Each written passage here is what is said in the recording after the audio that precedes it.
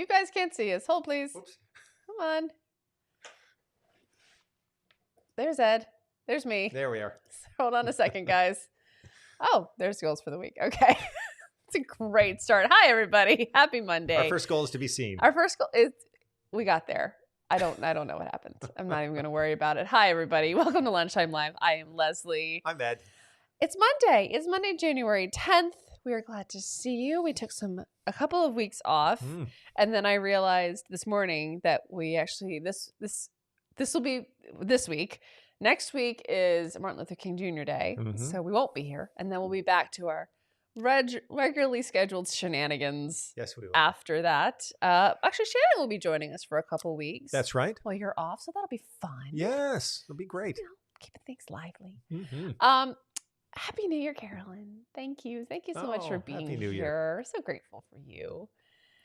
So wanted to start off with a question. Did you do any sort of New Year's resolutions? Did you do New Year's intentions? I know that's a very... I like that. It's a big word. It's a big word. I like a good intention too. What did you think about going into the new year? We'll ask our audience members here too. Mm-hmm. Is that my question? That's for you. Okay. I can't wait until I hear other responses. I know. I know. I like that word intention, by the way. Yeah. Yeah. I think intention in some ways rather than resolution, but I actually did form one intention. Tell me. Pretty carefully. No. Oh, good. Mm-hmm. I've decided that one of the things, so often I launch into the new year with all these goals, right, or whatever. Yeah. And before you know it, they're crumbling. Yeah. It's like January 10th. And you're like, well, that was cute. Yeah. What were those goals anyway? However, this year I started an intention and it's working. I'm amazed. Well done. I'm shocked. Very simple. Tell me. I wanted to give myself time to plan. Oh. So that rather than starting the new year with a bunch of fully formed goals that would be like wild horses dragging me into the month of February, I decided to ask myself the question, well, how do I want to think about planning? Oh, you took a whole other step back. I did a complete step back. Nice. And it has been wonderful. I gave myself permission to think about thinking. How's that? That's very you, I have to say. It's from my professional, collegial opinion. Amazing, right? It tracks with tracks. What I know about you, yes. It tracks. And so the thing is that I wanted to ask myself, ultimately the question was, what are the, let's say, 2 to 3 most important practices that I want to engage in during 2022. And I realized that whenever I cross that threshold into a new year, I kind of go to the same default goals. Yeah. Which is okay. But sure. I mean, in the past, sometimes they just they might fizzle out or not be as enjoyable or as productive as I want them to be. Sure. So this time I said, well, wait a second. Let's really take time to think through the 7 or 8 that I'm currently thinking about and see what really rises to the surface. And so I can honestly say that right now, I'm not entirely clear about what the 2 or 3 front runners are going to be. But then again, I'm crystal clear that I've never given myself time to think about that. Yeah. Right? Just to sit with it. And I think what's interesting is that sometimes some of the more obvious things might now start to drop closer to the bottom because they, in fact, don't have as much importance to me. So that's how I entered 2022. It's been, I can say, qualitatively different than any other year that I've experienced the first few weeks of the month of January. Yeah. And do you think it was already going to be different, or do you think the way you approached the new year made it different? It did have to do with the approach because I came across a couple of really great things that I had read last year, where in these particular books, people said, really take time to plan what those things are going to be. Yeah. So often, most books about habit formation just launch right in. Right. as if we are already clear about it. So I went on the assumption that I'm not clear about it, but I want to get clear. Yeah. And how do we do that? And why not take the time? I love that. I thought it was, for me, it was pretty remarkable. I like that a lot. Right? Yeah. I mean, then there's the idea of, the resolution versus the intention versus an intention or intentions. I was actually watching a video kind of accidentally. I sort of was on YouTube and I sort of needed something to watch, frankly. It happens. And there was sort of a dead week on YouTube where like nobody uploaded anything. Really? Yeah. Yeah. And I was like, well, but it was talking about I guess I got to do something I now. guess I gotta get off the couch. Rude. And it was talking about intentions. And the challenge in the video was, what is a word you want to carry into the new year? What word do you want to bring into the new year? And I think it speaks to the conversations we've been having here. The word I thought of was compassion. Oh. But it wasn't necessarily, because we've been really we did a whole thing on compassion here. And we talked a lot on the podcast and a lot on our live stream about self-compassion and how much that idea has been connecting with people, which is exciting. But the way it came into my mind in that moment was really taking that compassion that I have given to myself, and now the second stage of it, of extending compassion to others, of how I approach people, not only in my immediate family and beyond, but just sort of being more intentional, perhaps a little more patient, a little more kind, just a little more compassionate in how I am with those around me, because frankly we're all going through it.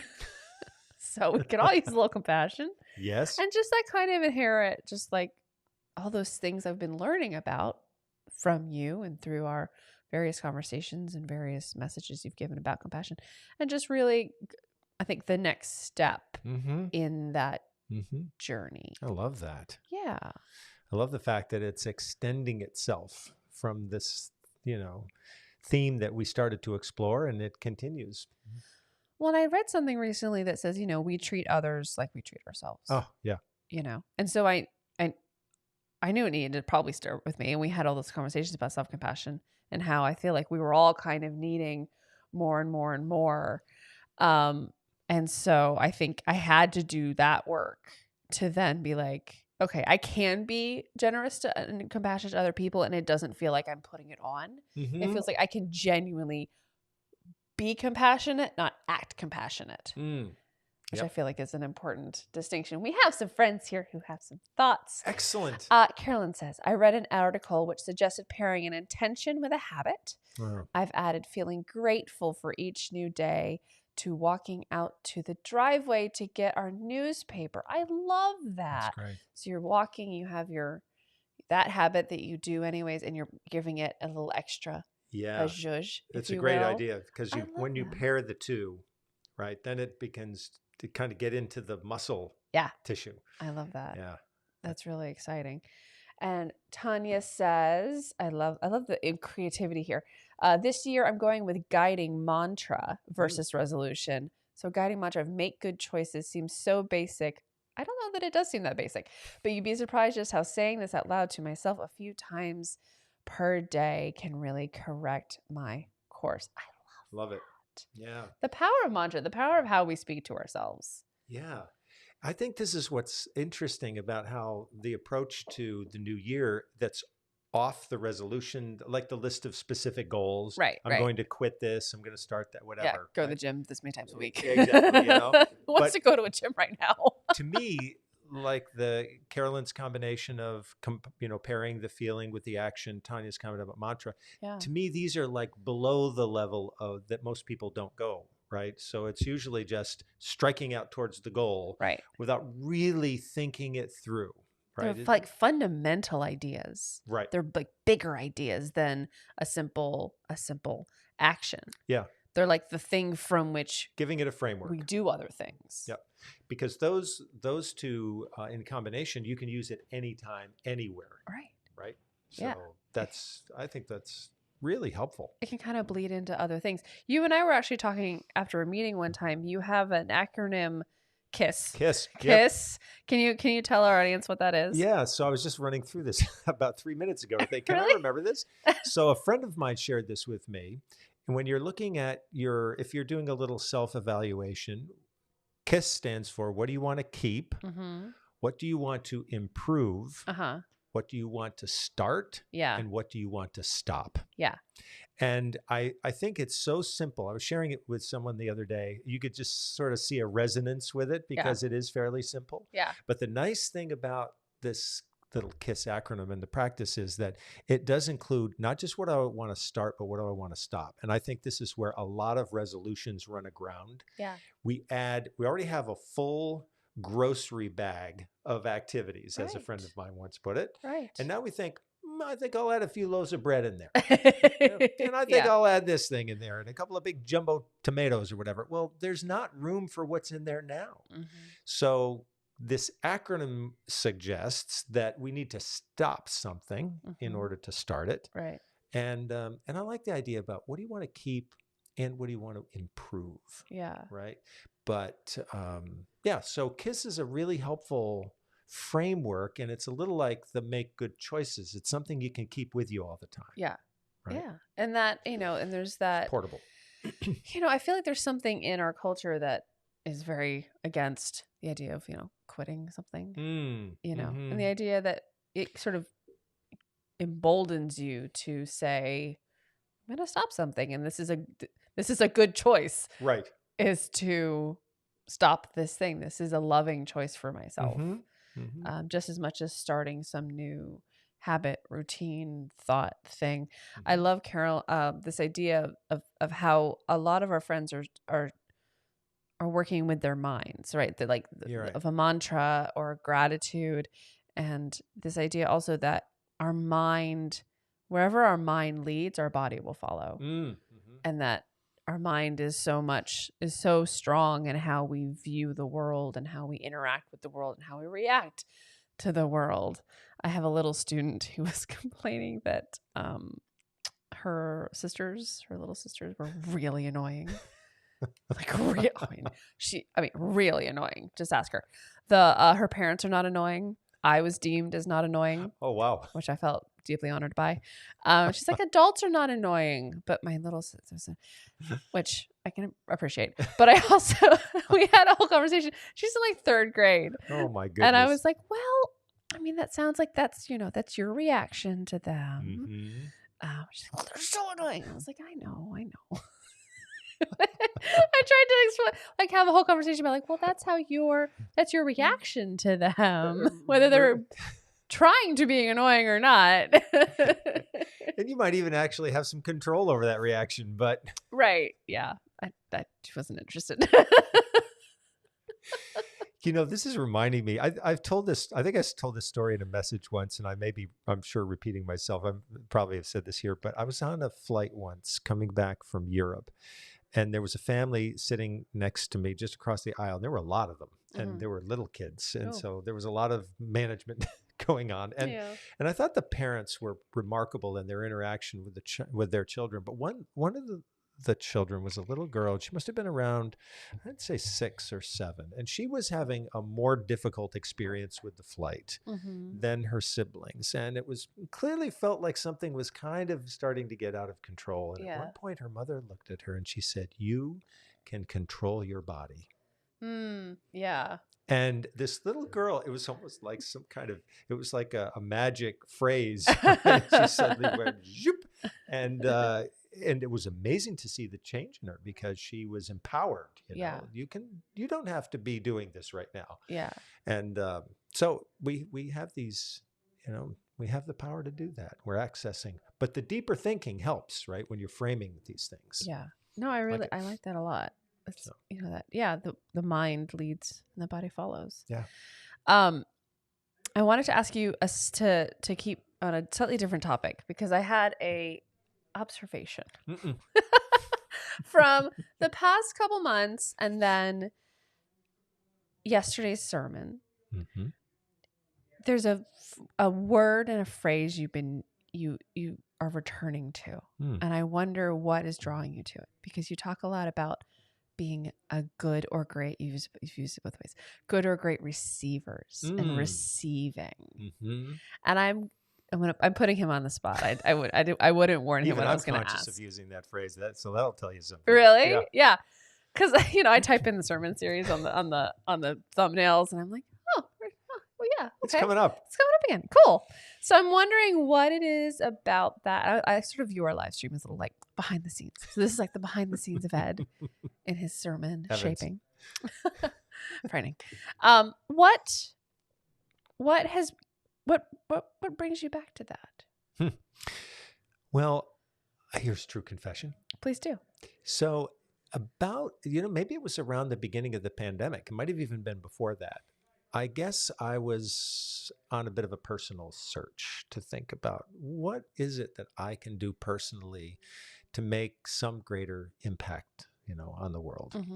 And I was very frustrated in my search. And so this was something that I guess I may have been looking even beyond the scope of the work that I do as senior pastor at Round Hill Community Church. But so my normal inclination at those times is to think, well, I'm just going to kind of force my way to find that thing, right? Sure. And I'm just going to, go out there and seek it and whatever. And then I realized, that instinctively didn't feel right to me. So I actually said to myself, what I'm going to do is put myself in a receptive state. Instead of going out and trying to create it or make it, I'm going to see what will come to me and I will receive it. And the interesting thing about this, Leslie, because of your question, is that it was about a year after that our solar panel project for the church looked like it was not going anywhere. And lo and behold, somebody in the congregation indicated that I should speak with someone in the community who had done this and could help. And lo and behold, that person did help. Wow. So it was as if this connection happened. I didn't create it. And then not all that long after that, a woman named Rachel Kornfeld, who's been with us on our podcast, reached out to the community and said, we are looking for assistance to help resettle Afghan evacuees. And I can honestly say that I wasn't actually looking for that. That came to us. Yeah. And I am now of the opinion that is a much healthier and maybe holier way of approaching service, which often for me when I hear people talk about it, it almost sounds like a frantic search, right? Almost a desperate search. Like, sure. I need to be needed. I hope I can find some way to serve humanity. And I decided to put that aside and to see if I could say instead to God, I want to be available. I'm receiving. Oh, that's so and it completely changed the way that I approached it. And I keep thinking during these days when we started the solar panel project, and now there are over 22 Afghan evacuees living in our community, that somehow all of this worked together. And there's a lot of people involved in these things way beyond me, right? It wouldn't be happening. None of this would have happened without collaboration. Right. But it's just that when it did start to happen, it was more like someone said, here, I have found something that I want you to receive, rather than me going out and forcing the connection. That's so interesting, because to me, that's when I think about being a good receiver, I think about sort of the more typical uses of that phrase, right? Of like receiving grace, receiving love, receiving that. Right. And it sounds like you were so open and so in tune and listening so hard that you were receiving, like, is it too big to say purpose? No, it was exactly in that way that I was looking, because I probably was feeling that something was missing. And so I'm glad you clarified that, because it was specifically related to service or purpose. Yeah. Right. And I suppose also it was connected because we'd been doing so much thinking about compassion. Right. It's probably connected to that as well. Yeah. So all these things were working together at the same time. Yeah. And it also sounds like, to bring it actually back to our conversation about intentions and resolutions in New Year, is that act of stepping back or stepping sort of down a level in thinking and going back to fundamentals opened doors and open avenues that were potentially maybe more in line with what you maybe wanted to do in the first place. Right. I think that's a really astute comment. And I've just begun wondering about this on a bigger scale. Like, so what if as a church community, we thought that way? Right. What if we simply said the receptors are open? Yeah. Right. Yeah. We're not actively searching so much as we're actively receiving. And then once that opportunity comes our way, to say that we're ready to engage that, whatever that might be. Yeah. Because we really don't know then, it requires a lot of trust. And that was the thing, I guess, I wanted to also rediscover by doing this. I think that in some ways, when we go out and kind of force connections or find a community that we want to meet the need or whatever, it can often feel like it's about us more than it is really about meeting the need. Sure. And the trust part of it is that maybe, that there is this spirit that's moving through the life of the world, and it wants to connect us, and it wants to make this beautiful composite, put the puzzle pieces together. So let's see what happens when we put ourselves out there and say, okay, we're ready to be part of that. I love that. I couldn't love them more. And there's also this idea, you're talking about trust, and I was recently in a conversation with somebody who lifted up trust as being the opposite of fear. Yeah. And that, excuse me, and that, there's value in seeing and observing your reactions to things, and that, if you are in a situation and something comes to you that you are drawn to, that you should listen to that. And I wonder, right. I feel like there's an element of that in your experience, which is so profound, and also in sort of some of the things we've been doing over the years here that have sort of happened to work, especially when we haven't forced them. Right. Yeah. You know what I mean? We sort of like plant a seed and like kind of see, I'm thinking obviously through my lens, which is of Round Hill Media, which we started kind of like, well, I don't know. And then we kind of kept going, and a few things we kind of forced along the way and quickly went, well, that was exhausting. We should not do that anymore. Right. Yeah. I'm thinking specifically of the daily Lenten videos. Good heavens. That was more than enough purpose. We're never doing that again. We're never doing that again. I'm sorry. We discovered that was not our purpose. It also happened to be right at the beginning of COVID. Right, exactly. It overlapped with COVID. My heavens. Timing is everything. And that was not good timing. So anyways, but like there's the forcing of things and then the sort of letting it organically, or like you said, receiving to what is needed. And to me, Round Hill Media has grown into something I never could have anticipated. And if it had just been left up to me, it would not have been this cool at all. Well, if it left up to me, it wouldn't happen at all. Well, there you go. But I feel like we were listening to like, what do our people, how can we serve? What can we provide? What are we excited about? Right. And kind of all those things, receiving all that information. And it's been multi-year. Like Round Hill Radio, our podcast, started November 2017. Right. It seems impossible. It seems so long ago. It also seems kind of incredible that I was only here for a year before we started it. Right. I'm like, I had some gumption. I was going to use a different word. But, it's that kind of interesting thing of like the idea and the thing. And, how we go about shaping the work we do here. Right. And how much of it is us, how much of it is those around us, how much of it's collaboration with the spirit or whatever you want to call it. It's kind of a funny thing. I'm really glad I asked you that question now. Glad you did too. Because it was a totally different answer than I anticipated. Well, so, just connecting it back with the resolution thing, I think one of the reasons that resolutions, what is it? The 88% of all resolutions are washed up on the shore within 5 weeks of the new year. Oh, It's yeah. an astonishing high number. Yeah, sure. I would say that there are many reasons why that's so, but maybe from a spiritual perspective, we would say because we've forced them where they don't belong.